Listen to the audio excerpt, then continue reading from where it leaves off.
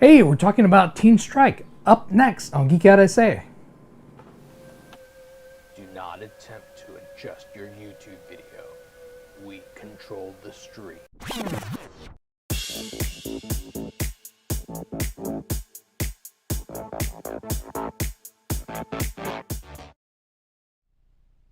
And welcome back to Geek Out SA. It's Saturday and we're having fun. Woo woo! We actually have another living human being here. Yeah, we have a guest here. It's been a while Yay! since we had a guest. I know. Welcome, Joe. Yes, and I am alive. Joe is here. His tire did not explode on the way over, and so that's a good sign. We'll see It how always, it is when I always leave. seems to be something that happens when you're on your way over here. Yeah, the universe just doesn't want us to hang out. I don't know why. I know. What is that? We used to hang out all the time, and now the universe is like, no, never again. But it all happened like during COVID. It started during COVID. It started during COVID. We have the Yeah. COVID curse, I guess. It's it's a thing. Since then. Yeah, it's kind of like what's the movie Final Destination? We were all not meant to be here. Yeah, Keep we trying were to not take it out. meant to be here, so the universe keeps trying to stop I don't us. drive behind any trucks that have the logs behind it. So. Same. So we're here talking about TeenStrike. So TeenStrike is a new, and we have it's a Kickstarter's out right now, and you've already met all your goals, and then some. Yeah.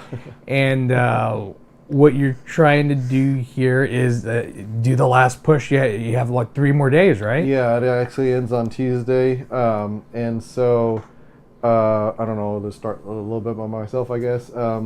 So my name's Joe Solis. So me and my wife Sarah Childs used to own a retail store in New Braunfels. That eventually changed when we sold it. It is now Child's Play Comics. That was something we started doing during the pandemic because, of course, like everybody else, we had a lot of time on our hands, and it was something we wanted to do for a long time. And one of my best friends, Roy Gonzalez, actually is an artist, and he helped do our first one, which I think I gave you guys a copy of that. That was called How to Hunt a Hero. Yeah, we have that one. Can you, before you go into this one, can you give us just a kind of a little bit, because that, and then you have one that has to do with your character on your shirt. Yes. Right. Yeah, so we kind of just did the first one was an experiment to see if we could do it, right? Like we chose the easiest one to the easiest printing to do was like an 8-page comic, and we got it done, and all our family and friends bought it, and so it was great, right? It was a great feeling to have it in your hands and to show it. And so yeah, the character on my shirt is actually from our old store. Her name is Malia Mayhem. She was the mascot of our store. Well, she's the mascot of our company, which our company is actually called Child's Play Games and Geekery. That's the LLC we've owned for 10 years this past March. Wow. Yeah, it was crazy. Time flies. Yeah. So she is the star of the book that me and my wife write, where she actually goes into worlds that are based on tabletop games and basically has to stop a mischievous creature known as Troll from breaking the game on the inside, and that's based on the idea that here in the real world, whenever people are playing a game, they're like, "Oh, this game's broken, something's wrong." It's because he's messing it up, and she's trying to stop him. And so, Nice, that's cute. So yeah, we that was always a fun idea we had in the store, and she's got a couple of small stories out. She should be hopefully the next Kickstarter coming towards the end of the summer. If not, she will come eventually. But yeah, those were the first 2 books that we had when we kind of came back into the world last year with conventions and stuff, and people really seemed to like those concepts. So the one we're talking about tonight, TeenStrike, is actually my other best friend Jesse Sosa, who his connection to Roy is that they both went to high school, and they went to high school in the Valley. And I didn't meet them until college when we all came together. So they had this idea since they were in high school. And the funny thing is, we all hit it off because we're all nerdy and, Hispanic and, Right. So we all had very similar experiences. So even though I didn't grow up with them that way, I've grown up with them since college, basically. Well, you're still a kid in college. Exactly. So. Yeah. Yeah, we really were. And so he kind of grafted some of his college friends into the story, because the story takes place in the late 90s in high school in the Valley, and so we we had very similar experiences growing up. We both grew up in small towns. That's where the story takes place. We both grew up in communities that were predominantly Hispanic, so that's the way the story is presented as well. We do have some other friends that, that represent different diversity and stuff. So we just kind of took all that, our life experiences, and it starts with that simple idea of like when you're with your friends, like, ooh, what would it be like if we really were superheroes and we had powers and whatnot? Except this time we were like, well, what would it be like if you were in a small town setting? That's really the heart of TeenStrike, is that it takes place in a small town setting. So the characters in TeenStrike, are they are superheroes, or they just are imagining themselves as superheroes? Oh, like, no, is this a Calvin and Hobbes-esque type thing, or no, is it? There's some things that happen later in the story that they wish it was imaginary, but it's very real. No, in their world, they learn that they have powers during a time in that world when a lot of different people are learning it in areas that are not the small town. And that's part of the bigger mystery that's happening, that they have to unfold, of why is it happening? Why did it happen to them specifically, especially being in such a small town? All the superhero stories we see usually are in bigger cities, and there's usually something sinister happening in those cities, and it's like, well, in this case, what could possibly be happening sinister in a small town setting? So they're not born with the superpowers. This is something that has kind of come on them? Yeah, that's kind of a complicated answer, because there's there is some of that, but there is definitely some manipulation going on with them. I don't want to spoil too much, but right. Yeah, not tell us the whole story. Yeah. But it's just the core of the story is this. It's like, especially I think this is part of the reason like why Jesse was so passionate about doing it now, because the first catalyst I have to talk about, and I'm kind of being his microphone here since he can't be here tonight, but this he's really the driving force behind this story. He's the main artist. Roy's helped with a lot of the designs as well, and then he hired an artist to do the base art, and then Jesse's coloring it. So he's got his hand in this project, and I helped write it, and Sarah helped edit it. It's the first thing that happened that's significant is back in 2018. One of his high school friends, his name was Jerry, passed away, and I mean he hadn't even hit 40 yet, and Wow. so it wasn't the first friend that Jesse lost as an adult. However, it was the first one that was like the closest to him, because if I remember the story correctly, I'm pretty sure they were friends since kindergarten, like a long wow. time. Wow. And Yeah, so that's a long to time. grow up with that person, and to have all these great memories that they had in high school, and then you get into the real world, and you go this way, and then you see your friends start drifting, and you can't do anything to stop what's happening to them. And Right. it's just not getting too much into the personal details. It just sometimes things happen, and you can't stop it, because unfortunately people make their own choices, Right. and things happen, right? Yep. So we lost Jerry in 2018, and after that, there was always this drive, I know, for Jesse to be like, well, we all, as we get older, we all have to ask that question of like, what's our legacy? Like, what are we leaving behind, right? Everybody's answer is going to be different. Right. And so one thing he realized for Jerry was a lot of his family is gone. A lot of the people who knew him, have passed away. And it's like, if it's not for his friends, nobody's going to remember specifically the type of person he was. He was a great person, and I got to meet him actually in college, so I did get to spend some time with him. He was a lot of fun, loved joking, loved nerdy stuff. I mean, him and Jesse would debate Star Trek and Star Wars Nice. like nobody's business. I mean, Jerry had a car.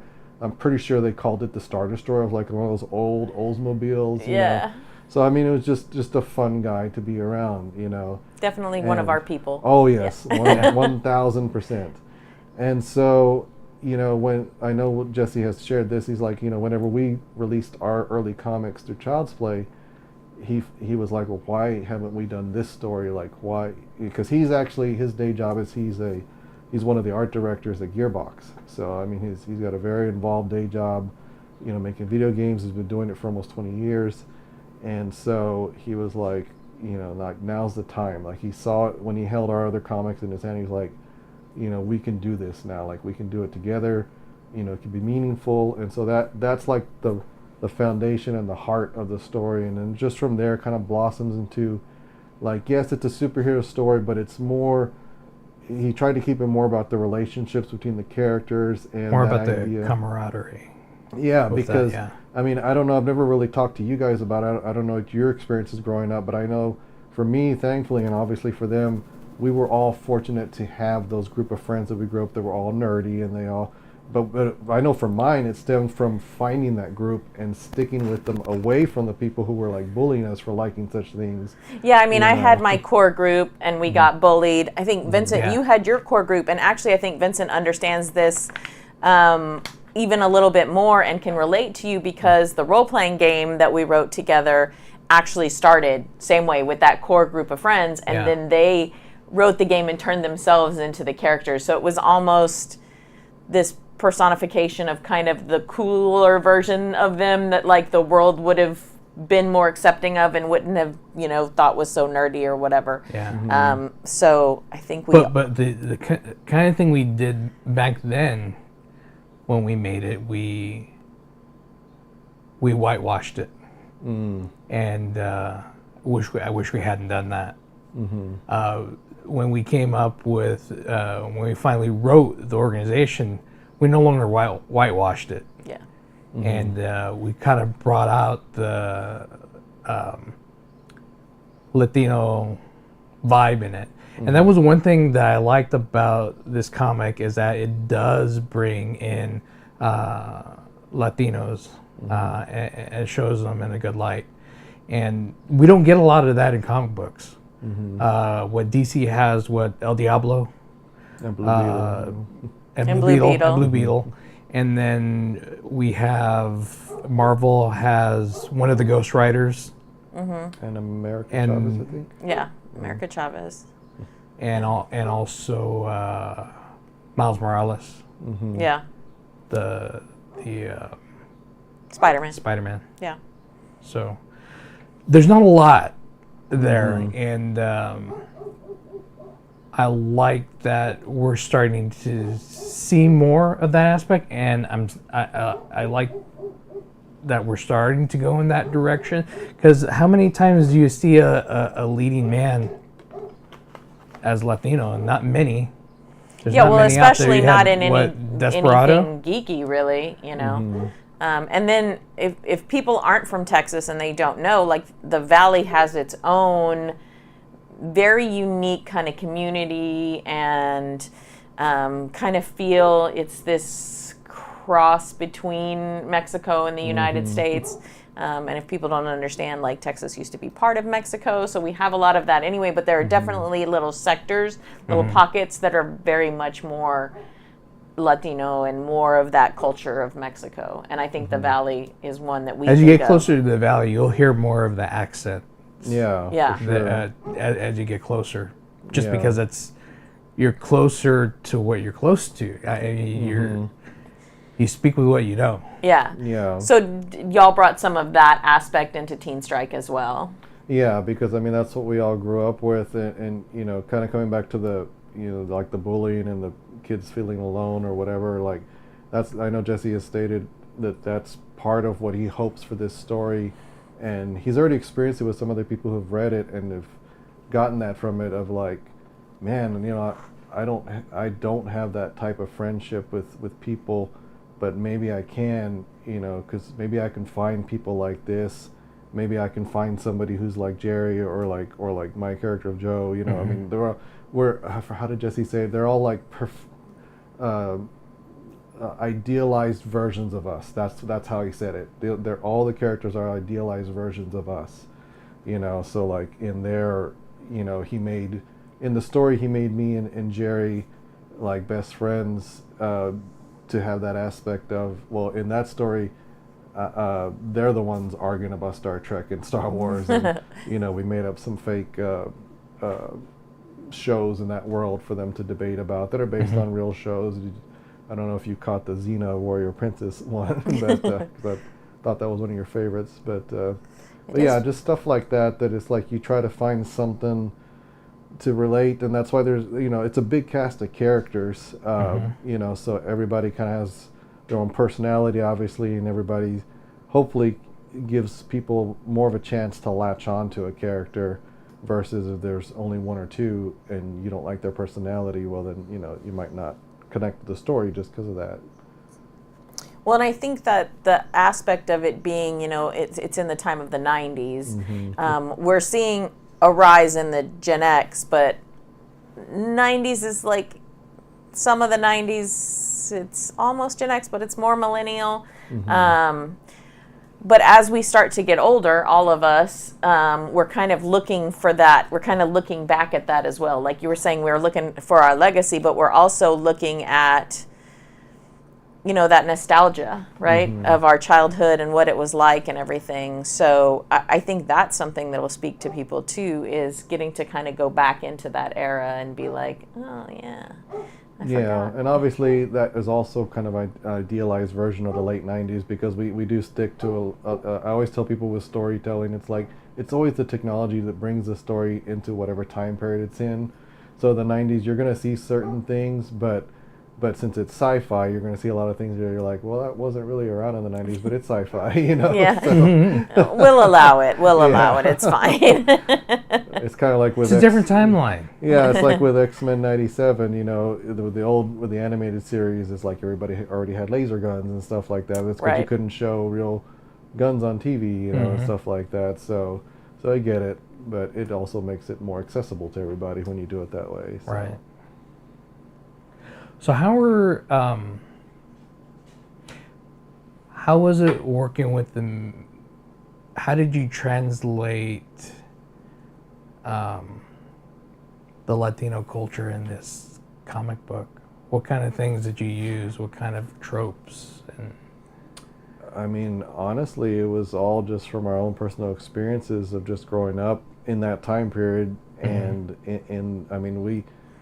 he lived in the valley, I lived in kind of like more what's considered South Texas, so we're literally like 2 or 3 hours away from each other. Growing up, we just didn't know each other yet.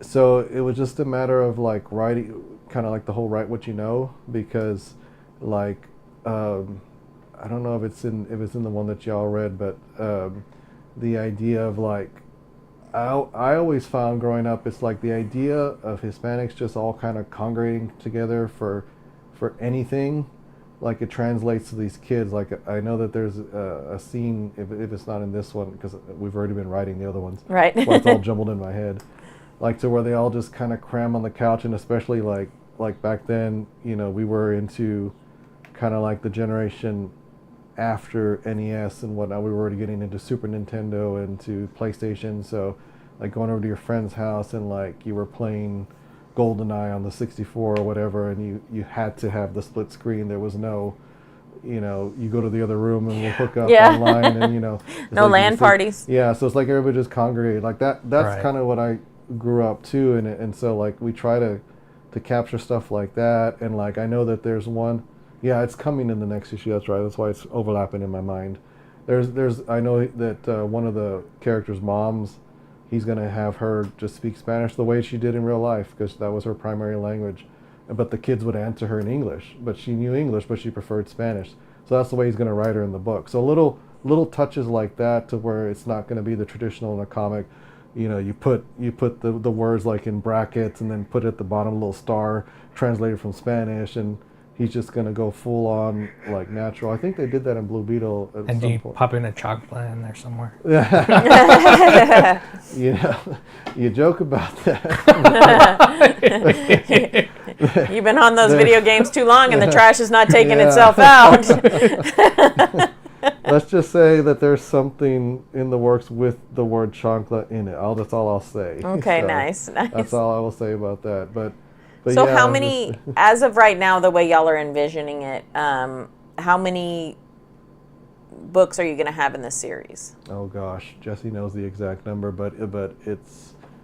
I know that for this first arc there's 7 issues, if I'm not mistaken, and that takes us to the end. Because at the beginning of this one, you saw kind of a little vision of the future, so you'll get the resolution to that vision by issue 7, if I'm not mistaken. So right now, this is just 1 and 2? Yes. Yeah, he did it that way. It ended up being this like mega first issue because he's honest about this too when he shares it in interviews. He's like, I found that I did a lot of exposition in that first issue, and he's like, I really need some action to happen.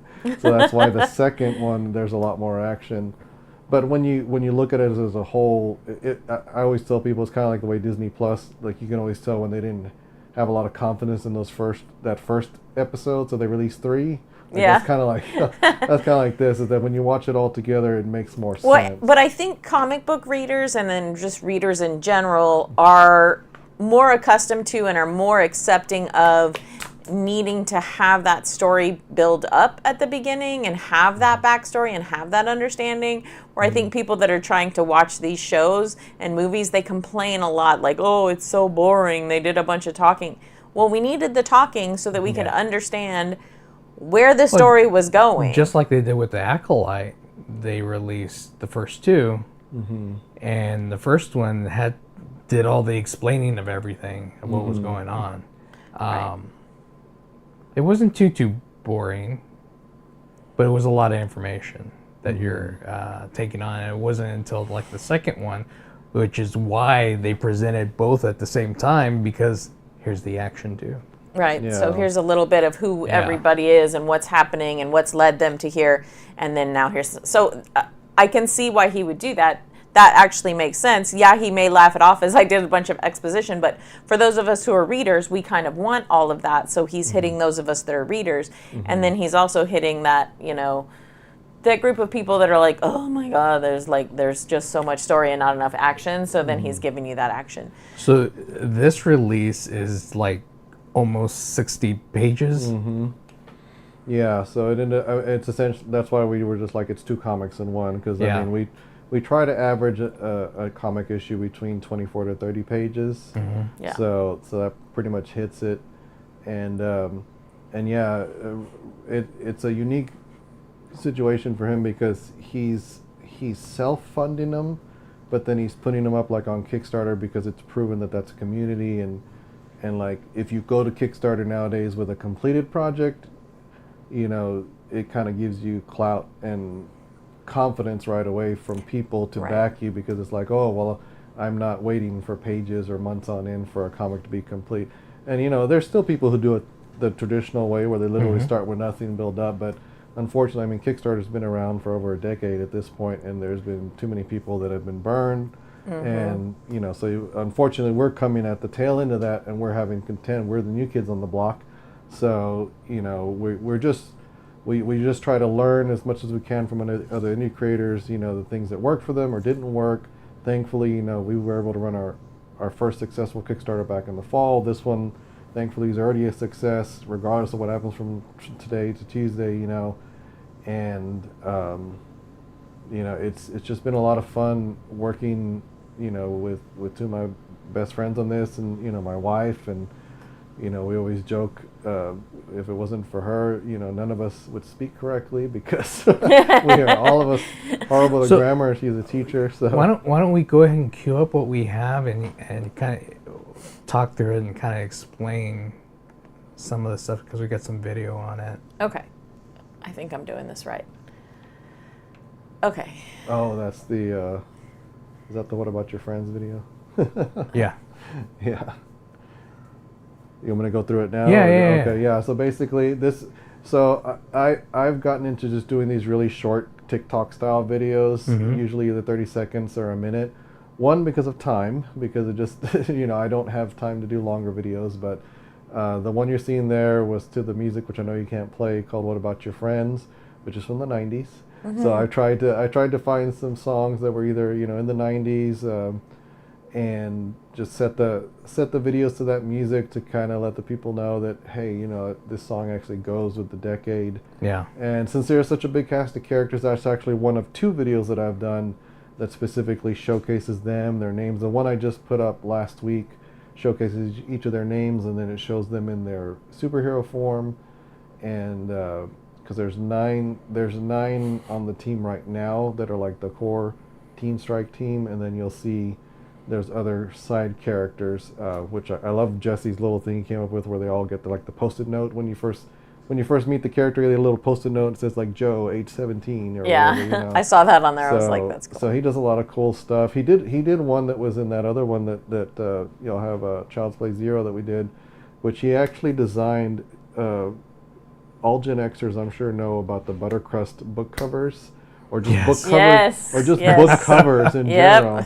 So he took a Buttercrust book cover and he altered it to have like stickers of the characters, and he went in and it looks legit. It looks like Wow. Oh my It God, looks that's like so cool. Yeah, I've been trying to convince him to make it a poster or something because I'm like, people will buy that because it just looks so neat. He put so much work into that. Yeah, and I And, think that you're on the right track. Since Gen X is such a big thing on TikTok, you know, just getting those videos out there and doing something like that, especially for those of us in South Texas, because I don't know if everybody had the Buttercrust, but there was a Buttercrust factory here in San Antonio.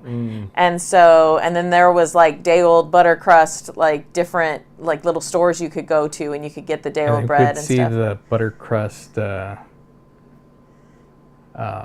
marquee sign. Yeah. Yeah. Which that moved. That was really cool. It was that so on cool. San Pedro? Yes. Something like that? We used to get to go there for field trips when we were kids. Oh, and you really? could go and you could smell the bread cooking and you could get a warm piece of bread at the I end. never got to go.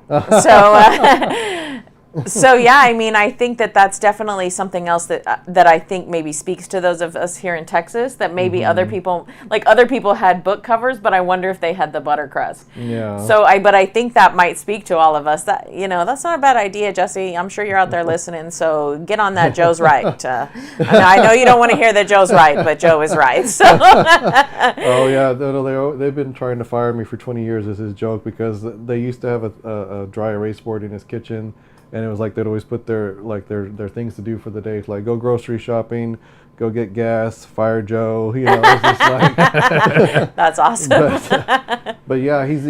I mean, yeah, obviously, you know, if you're from South Texas, there's a lot of Easter eggs and stuff in there that you'll notice. I mean, there's real life places used, like Rio Hondo High School is a real place. You know, he has a great shot of the character sitting on the top of the high school, and it says Rio Hondo at the bottom.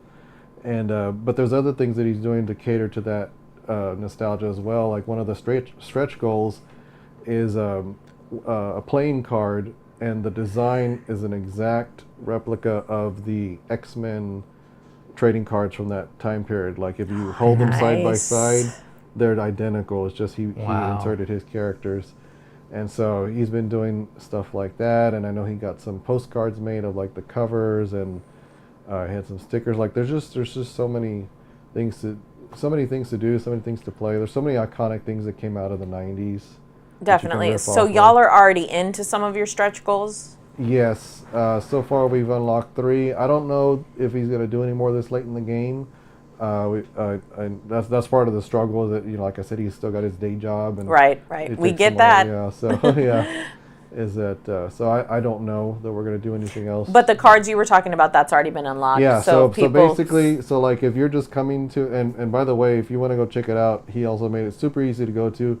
If you type in www.teenstrike.com, it'll take you straight to the Kickstarter. Right. And We so, also have the direct link in the in the comment. In the comments, in yeah. the comments, But or in the yeah, description actually. Oh, yeah. if you haven't backed yet, if you're a physical backer, if you back before it ends, you're going to get all those stretch goals, which is the card, the stickers, and the postcards that are all the covers. So Nice. Well, I have those. Actually, I have some of those cards, so that'll be nice for me to get those cards and to put them in my sleeves with all my other ones. It'll go really well. Yeah, I wonder if people do. I guess people still do that. That just seems like something from the 90s too, is like getting all those cards and putting them in the card sleeves. Like our kids that were born in 92, 96, and 97, they Pokemon cards, Yu-Gi-Oh cards, like yeah, they have just a about lot to of say, that. those are the ones I saw in our store when we ran those events. Is that they still have the old binders? you Do know. they? In fact, in 2016, when we were still in operation, was the 20th anniversary of the Pokemon card game, and that's when they re-released the original cards in a new set. So that was super nostalgic to be Yeah. able to open a pack. Like and all see of my some those- stuff were the Star Wars cards, the Marvel cards, and then the Garbage Pail Kids. Oh Yeah. yes, I still have mine. I still have mine. Yeah, Yeah. I love those things. And they had started releasing new ones. Yeah, and some of them are pretty good. Yeah. And there's actually some figures of a couple of them. Yeah. But yeah, I mean the potential of things to do is there. Like, this is just the beginning. You know, I know he's already planning the next issue, and you know we're trying to spread it out. It's funny because I told him, I was like, because I'm the one who actually manages the Kickstarters, so I'm like, just spread them out, because you know I have yours, and you know me and Roy have one coming up for How to Hunt a Hero eventually, and so it's just, and you don't have to rely, like, that's one of the things I learned early on, is that Kickstarter is just another avenue, right? Like, we actually were able to print some TeenStrike issues for Hill Country Comic Con here in New Braunfels back in April. So that was kind of like a test run for us, you know, and they did very well. And then I know he took some up to GalaxyCon in Oklahoma on Memorial Day weekend. So it's like, you're not married, I mean, as long as your product is ready to go in print, you know, a lot of people almost have this mentality of, well, I have to do the Kickstarter first before anybody can see my comic. It's like, no, you don't. Like, you can just do it, and the Kickstarter community, they'll be there. Like, Well, yeah, and that's the thing. Like, a lot of the tabletop gaming companies that we worked with, that's what they started doing. The game is already ready, and they've already got it, and they've already kind of sold it a few places. But Kickstarter kind of becomes just another storefront, basically, to sell it through, to say, hey, this is what I've got. You know, are you interested? So that they know how many. That'll be another show when we talk about that. Yeah. I have some issues with that. Yeah. I do. Yeah, When we you're do. That's a whole established nother like that, thing. That's not what Kickstarter was meant for. It's more for indie, like you guys. So how does it feel to have grown up, and we were talking about it, like, we've collected cards and we've read comics and stuff like that. So how does it feel to be the one creating that stuff now? I mean, you always hear people say, never dreamed that I'd be doing this. Like, it's true, because, like, even when we had the store, did I never think I could do this, because it just, I didn't even know where to begin. It was almost like a goal, like, oh God, I don't even want to know how much it costs, you know. And then thankfully, shout out to my friend Chuck Pino. He actually had a booth. He's an indie creator. He does a lot of writing and editing. He used to live in Canyon Lake, but now he moves to Canada. He was at Hill Country Comic Con 2019. We walk on over. I actually interviewed him with our old YouTube show, and he just shared everything with me. He's like, yeah, you know, we use a company called Comics Wellspring out of Michigan. They print our books in small batches. That was the key right there. They do small batches. You can do 25 books is the minimum, as compared to the old days where you had to order either from Canada or overseas 500,000 plus copies, Yeah. and then sell in your garage, you know. but yeah, and then it just slowly snowballed, and then, you know, the world of indie creators just started slowly opening up, and it's one of those. It's so funny because when I used to think indie, of course I think about one of the biggest publishers that started indie, which was Image Comics, right? And now, of course, there's people who argue that they're not indie anymore because they're so big. But I mean, that's where they came from. And then, you know, there's Dark Horse and Boom Studios, and there's all these other ones, but they're still big enough to where they've had movies based on some of their stuff, or they have cartoons or what. Like, there's still a bigness to them. I don't know how to say it. To whereas when I learned the true, like, indie creators, there's some indie creators out there that are still considered indie that have hit tens of thousands in their Kickstarters. There's one guy that they were originally from Texas that will always do over 100,000. But Oh, they're wow. still, but they're still considered indie because, like, they still do it either through Kickstarter or you know, kind of putting their own money into it. But they're just very smart about it, you know. And it was always explained to me, like, there's just different levels of what you can expect or try, or, you know. And obviously, again, Kickstarter is just one venue. Like, if you get out and you're doing cons, or we're fortunate because we do all ages and teen titles, so we get invited. We've done high school Comic Cons, we've done library events because we are child friendly, you Right. know? Right. And so that's an aspect that we have that some other creators don't, because they like to do horror books or other, you know, not safe for work books. So it's just one of those things that it's like, that was an advantage for us. And of course, you know, my wife being a teacher, it's important for her to have something that we create that's for kids or for teenagers, because that's how you're going to keep this going. You know, they always talk about our comics dying or whatever. Well, if we don't make something for the next generation, who right now, I'll tell you, they love manga, you know. Yeah. They're not going to pick up the stuff. Doesn't matter how good. That's another thing too, is like learning how to promote, do like what we're doing now. I mean, thank God for you guys that I've known y'all for so long, but how many people have a Vincent Colleen they can just call up on and say, hey, can I come on your show? Not a lot of people. Not a lot right? of people, yeah. You know, but that's the thing, is like just getting out there and trying to let people know that you exist, because you can have I've seen it happen, beautiful books on Kickstarter that they either don't fund or they don't make a lot of money because nobody knows they're there. You Right. know? Well, right, because Kickstarter is massive, so if nobody knows you're there, I mean, you're not getting the traffic or anything, so that's not happening. So since you were saying that your wife is a teacher, and I am a teacher, as everybody knows, so I actually had some students this year who wanted to mentor, and mentored with a friend of ours who's an author and an artist, but they want to write, like comics, manga, things like that. So can you tell us a little bit the process of how you write for the comic? Like, do you write the story out, or do you already have kind of the squares mapped out? Like, so what is y'all's process? So I'm not sure how Jesse does it. I know he might do it traditionally, where it's like I think he just goes through the script and then, you know, kind of does like the first run, the first draft, and then he'll go back through. Because mine's a little bit more, when I write a script, I'm a little bit more like non-traditional. I don't know what the word is. I'm losing it now. But because I was just explaining this to a friend the other day, especially with comic books, right? Just in general, I've always liked the idea of writers when they say, well, if you can, start with how it's going to end, right? And the reason, especially with a comic book, and I had to do this because once you decide how many pages you have, and that's one of the things we showed at one of these high school Comic-Cons, was I have a presentation that shows how to do a comic, like from start to finish. It was one of the things I showed them, was like, I literally like lay out, okay, if I have 24 pages, if I start writing this really long scene, and I'm like, wait, I'm already 7 pages in, but I haven't even started telling like so like, it's all, for me, it's visual, but I'm just a visual person. So it's like, sometimes I will literally write the last page. Like I just did this recently with a project that I'm working on next. And I was like, okay, I know this is how it's going to end. This is the last page. And so I wrote it. And then I was like, okay, now this is how the first page went. So I just started kind of working towards the middle. It was like a little 8-pager.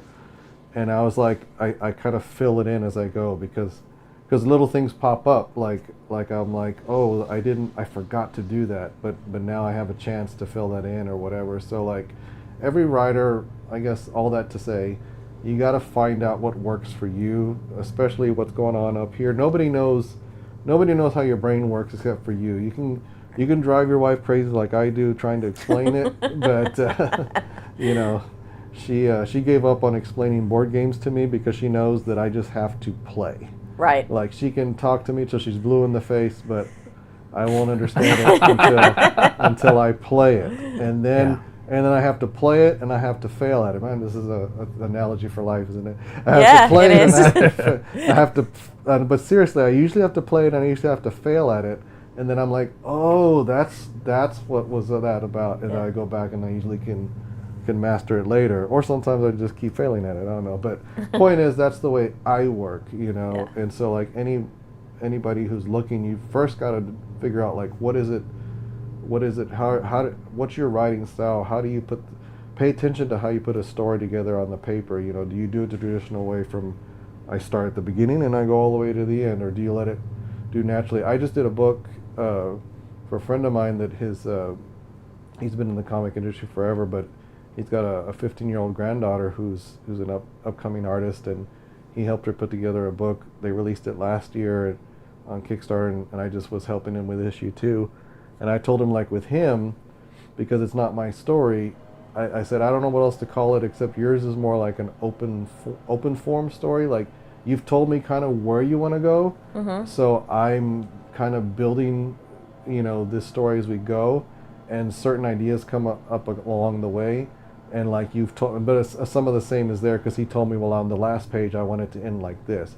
I'm like, okay, so I know I have to get here. I got to get to here, yeah. At the very least, I got to get there. So I filled in all that stuff for him, and so we were talking about it the other day, and he was like, yeah, that was a pretty cool idea. You know, I just added this to it. I'm like, hey, it's your comic. I mean, I'm just here. I'm just kind of giving you the bones, Yeah, basically. So, so it's cool. You just got to find how everybody works.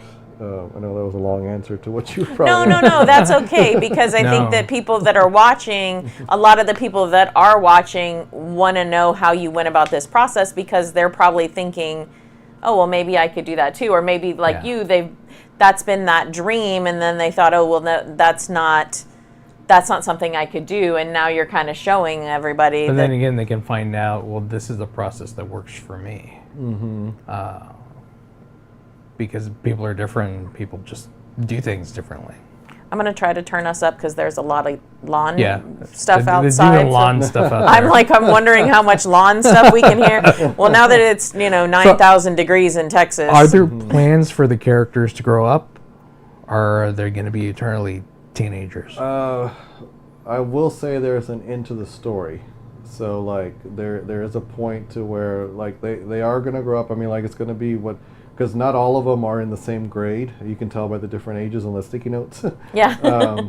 So some of them will have to go into the real world while the others are still in high school, And so some of that will be dealt with in the future issues.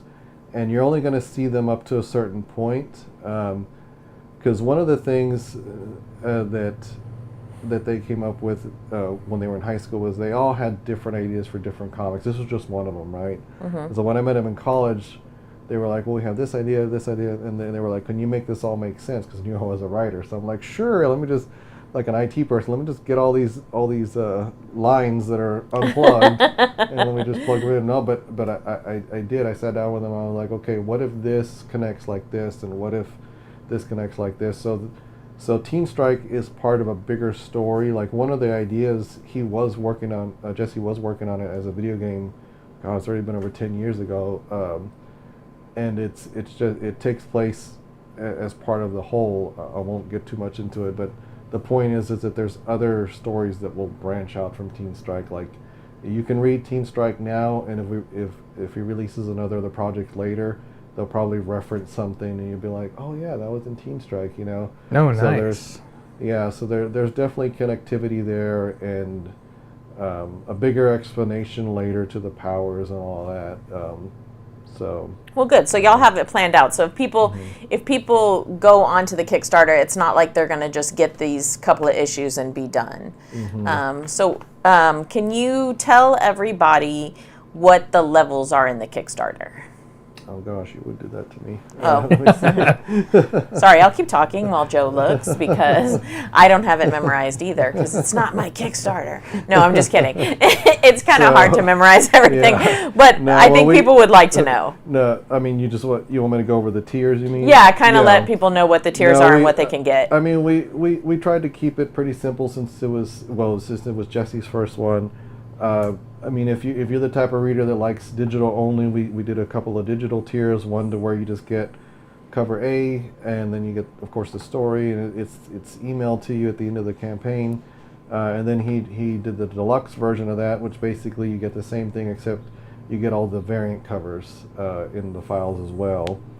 Because we ended up doing 4 covers. Cover A and B are done by Jesse and our artist, Fran Arias, who I don't want to mispronounce where he's from. I want to or missay where he's from. I want to say Colombia, because I want to say he's from Colombia, because we have an artist from Chile, and like we've been getting a lot of help from overseas. Yeah, that's good. And so so they did cover A and B. Cover C is actually done by a really fun, and here's my plug for him, because this dude is awesome. When I was talking about you meet different people in the indie scene, this is my plug for him. His name is Fisher, but they call him Fish. His artist name is Fish Lee. He is one of the best, most helpful people I have met in my life, much less indie comics. he's at like MrFishComics.com. I'm sorry, Fish, if I mispronounced it, but they can find you pretty easy. But he did the cover for this. He did a cover for Child's Play Comic Zero back in the fall for us. He's going to do a cover for Malia. Dude is awesome, and he's just up the road in Arkansas, and he does this for a living. Like this is his day job, and his quote is that he's the fastest pen in comics because he really is. Like he can do it old school. He can do like an issue a month, you know. And that's how he keeps food on the table. Nice. Wow. So and then Jesse did a special early bird special on cover D. It was the one I mentioned earlier where they're on the high school with the Rio Hondo sign. Mm-hmm. It was at a cheaper price then, but if you will still want to collect them all, if you do the cover, the tier that has all the covers, you can still get it as part of that. Because I don't think he's going to offer these special covers anymore after the Kickstarter. Just because it's harder to print so many covers and have them on hand after the fact. But yeah, like I said, for this one, we just kept it very basic just because it's our first one. The 3 stretch goals I mentioned earlier. Like I said, we're already talking about the next. In fact, you can look on the Kickstarter. You can see images from issue 3 already. Nice. So it just kind of shows people that confidence.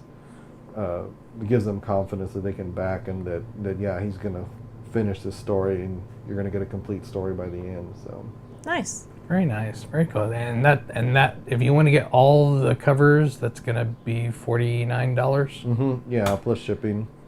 And we did experiment with opening it up to international shipping on this one, and we actually got some backers from like the UK and Australia. I was shocked. Oh, nice. The shipping over there is crazy, but I have communicated on a lot of the Facebook groups and stuff. There's people over there that have straight up said, I'm not going to buy digital. He's like, if I'm going to buy your comic, I'll pay. It's like $35, $45 to Australia. It's ridiculous. Oh, wow, that's insane. Yeah, it's like, it is insane. So. But if you love a story, you love a story. Like, that's just the way it is. And different one, like this one, it's a 60-page book. I mean, and with all the extra stuff. And I know there's some indie creators that try to give extra things to people who order from overseas. Like they try to find ways to, because like it's the flat rate box, right? So it's like up to 4 pounds or whatever. Like, what else can I shove in the box for you? No, literally, because I feel bad. That's why I didn't offer it. I mean, I was still learning, but I didn't offer it in Child Play Comic Zero because I'm like, I don't want anybody to have to pay for that. So you're like, you get a Texas keychain and some Big Red, and right? You get some stuff from Texas, right? Go hit up Dollar Tree. Yep. I think that would be Why great. did you bring a scale to Dollar Tree? Leave me alone. I'm going to pay for everything that's in the box, okay? Well, Joe, thanks for coming by. Really appreciate it. We had a great time. Yes, TeenStrike.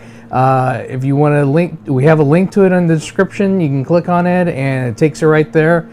If not, go to TeenStrike.com, and it'll take you there as well. It was a lot of fun. Again, thanks for coming. I'm Vince. And I'm Colleen. And that's Joe over there. Geek Out SA.